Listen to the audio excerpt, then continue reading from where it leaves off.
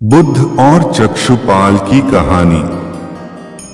एक बार भगवान बुद्ध जेतवन विहार में रह रहे थे।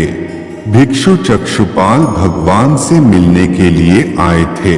उनके आगमन के साथ उनकी दिनचर्या, व्यवहार और गुणों की चर्चा भी हुई। भिक्षु चक्षुपाल अंधे थे। एक दिन विहार के कुछ भिक्षुओं ने कुछ मरे हुए कीड़ों को चक्षुपाल की कुटी के बाहर पाया और उन्होंने चक्षुपाल की निंदा करनी शुरू कर दी कि उन्होंने इन जीवित प्राणियों की हत्या की। भगवान बुद्ध ने निंदा कर रहे उन भिक्षुओं को बुलाया और पूछा कि क्या तुमने भिक्षु को कीड़े मारते हुए देखा है? उन्होंने उत्तर दिया, नहीं।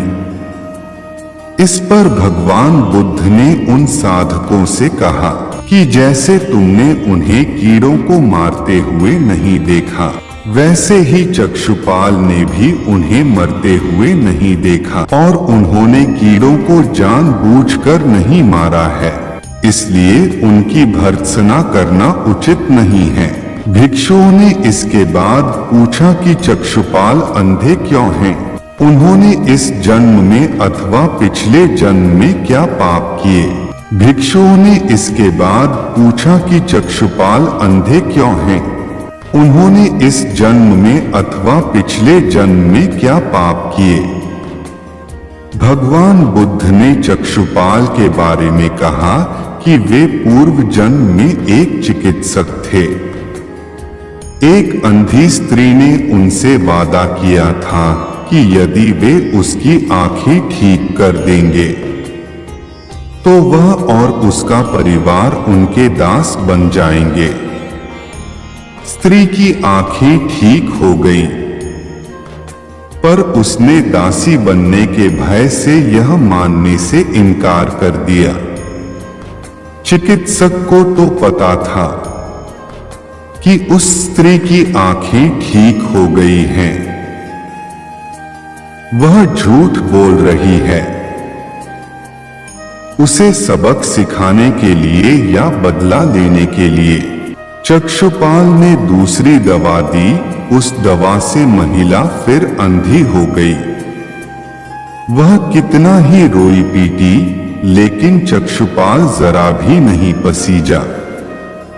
इस पाप के फलस्वरूप अगले जन्म में चिकित्सक को अंधा बनना पड़ा।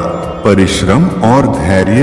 एक बार भगवान बुद्ध अपने अनुयायियों के साथ किसी गांव में उपदेश देने जा रहे थे।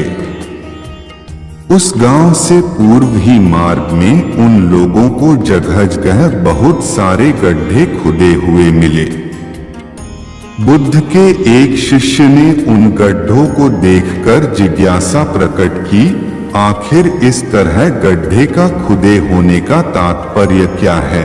बुद्ध बोले, पानी की तलाश में किसी व्यक्ति ने इतने गड्ढे खोदे हैं।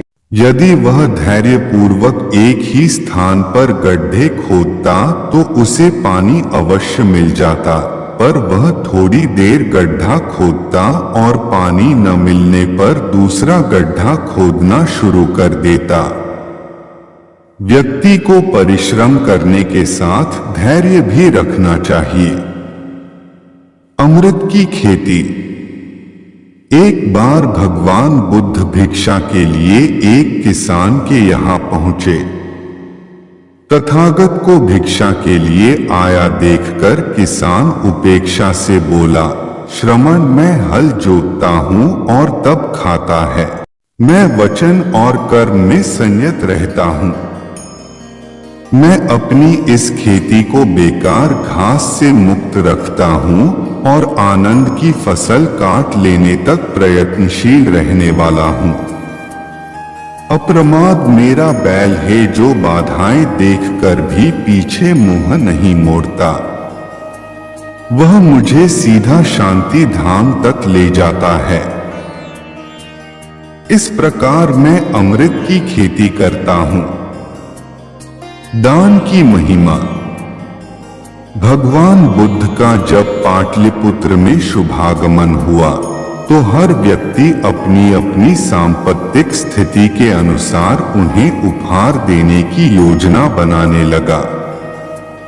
राजा बिंबिसार ने भी कीमती हीरे, मोती और रत्न उन्हें पेश किए। बुद्धदेव ने सबको एक हाथ से सहर्ष स्वीकार किया।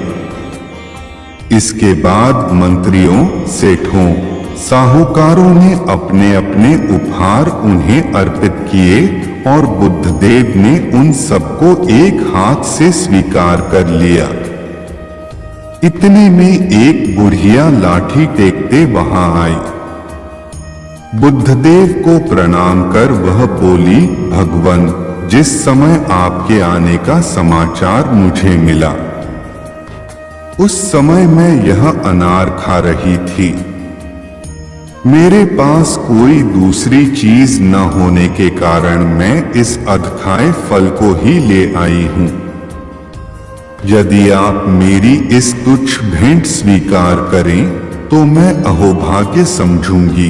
भगवान बुद्ध ने दोनों हाथ सामने कर वह फल ग्रहण किया। राजा बिंबिसार ने जब यह देखा तो उन्होंने बुद्धदेव से कहा, भगवन क्षमा करें, एक प्रश्न पूछना चाहता हूं। हम सबने आपको कीमती और बड़े बड़े उपहार दिए जिन्हें आपने एक हाथ से ग्रहण किया, लेकिन इस बुढ़िया द्वारा दिए गए छोटे एवं जूठे फल को आपने दोनों हाथों से ग्रहण किया। ऐसा क्यों? यह सुन बुद्धदेव मुस्कुराए और बोले, राजन, आप सबने अवश्य बहुमूल्य उपहार दिए हैं, किंतु यह सब आपकी संपत्ति का 10वां हिस्सा भी नहीं है। आपने यह दान दीनों और गरीबों की भलाई के लिए नहीं किया है, इसलिए आपका यह दान सात्विक दान की श्रेणी में नहीं आ सकता। इसके विपरीत इस बुढ़िया ने अपने मुंह का कौर ही मुझे दे डाला है। भले ही यह बुढ़िया निर्धन है, लेकिन इसे संपत्ति की कोई लालसा नहीं है। यही कारण है कि इसका दान मैंने खुले हृदय से दोनों हाथों से स्वीकार किया है। दोस्तों, अगर इस चैनल पर नए आए हो तो ऐसे ही वीडियो देखने के लिए हमारे चैनल को सब्सक्राइब करें और वीडियो को लाइक करना ना भूलिए। कमेंट में जरूर बताइए वीडियो से क्या सीख मिली।